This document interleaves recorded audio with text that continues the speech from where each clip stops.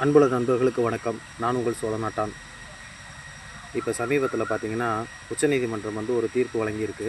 அந்த தீர்ப்பை இன்னும் மதிக்காமையே 2 மாவட்ட ஆட்சியர்கள் கிட்டத்தட்ட 2, 3 மாவட்ட ஆட்சியாளர்கள் பார்த்திங்கன்னா உதாசீனப்படுத்திக்கிட்டே இருக்கிறாங்க.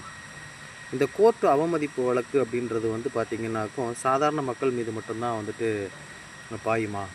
ஏன் இந்த நீதிமன்ற அவமதிப்பு வழக்கு ஆட்சியாளர்கள் ஆட்சி பண்ணக்கூடிய அதிகாரிகள் மேலெல்லாம் பாயாதான்?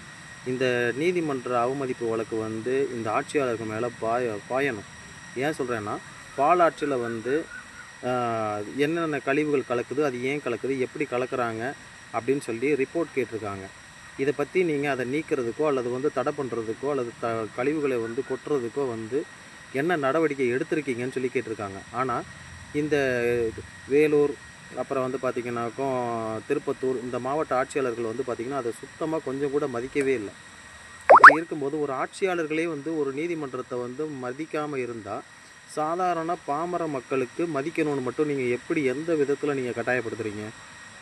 ரெண்டாவது, சட்டம்ன்றது எல்லா பேர்த்துக்கும் சமமான ஒன்று. ஆனால் எல்லா பேர்த்துக்கும் சமமான கல்வி சட்டக்கல்வி கிடையாது. வக்கீல்கள் மட்டும்தான் சட்டத்தை படிக்கிறாங்க. இந்த நிலை மாறணும். சாதாரண மக்களும் சட்டங்களை பற்றி படித்து கொள்ள வேண்டும். வக்கீலுக்கு படித்தா மட்டும்தான் சட்டம் படிக்கணும்னு கிடையாது. சட்டத்தை எல்லா பேரும் தெரிஞ்சுக்கோங்க நண்பர்களே. அப்போ தான் உங்களை காப்பாற்றிக்க முடியும். நன்றி.